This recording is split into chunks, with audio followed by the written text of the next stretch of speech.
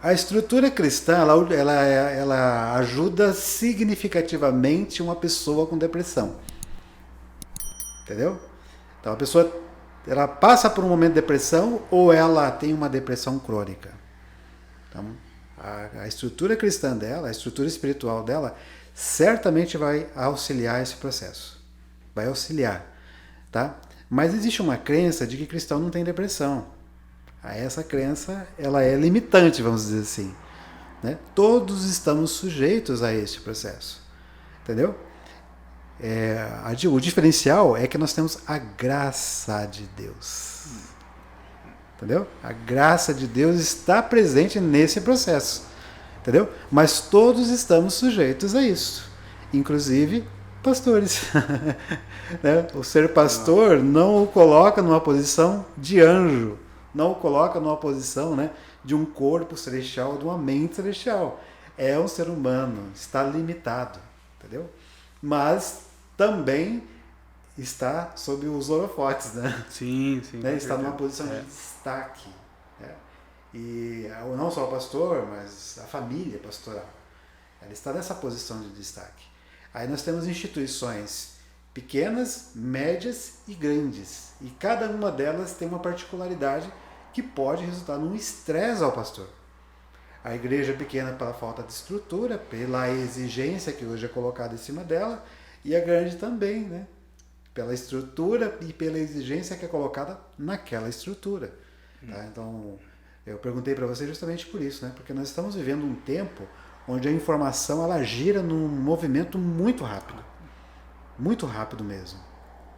Então, coisas que hoje, nós estamos hoje fazendo um podcast, daqui a 5 anos, o cara vai falar assim, você está fazendo um podcast? Mas ainda existe isso? Né? Como há 5 anos atrás era outra, né? Era outra leitura, era outra dinâmica, né? Outras coisas estavam acontecendo. Então, coisas que aconteceram nos últimos 20 anos, vou exagerar aqui, vamos colocar 20 anos. Coisas que aconteceram nos últimos 20 anos demoraram muito tempo para acontecer no século passado. Entendeu? Demoraram 40, 50 anos para acontecer. Aconteceu num curto espaço de tempo. Então as coisas andam muito rápido. E uma instituição ela acaba sendo pressionada a também andar nessa velocidade. E muitas vezes não consegue. Né? Muitas vezes precisa de um tempo a mais, uma estrutura a mais, um corpo de pessoas que trabalham, né, dentro dessa visão. Né? E isso é uma exigência. Tá? Tipo, meu trabalho, ele exige de mim alguma coisa? O pastoral também vai exigir dele. Então, temos pastores com depressão por causa do excesso de trabalho, porque toda essa questão que é assimilada pelas pessoas, essas pessoas estão dentro da igreja. Então, nós temos várias pessoas dentro da igreja que estão sofrendo de depressão, que estão sofrendo de um desgaste emocional, né, decorrente de um estresse, né, e essa carga está toda dentro da igreja. Né, e o pastor está recebendo essa carga. Ele está recebendo ali também essa carga. Então, como que ele faz para trabalhar aquilo?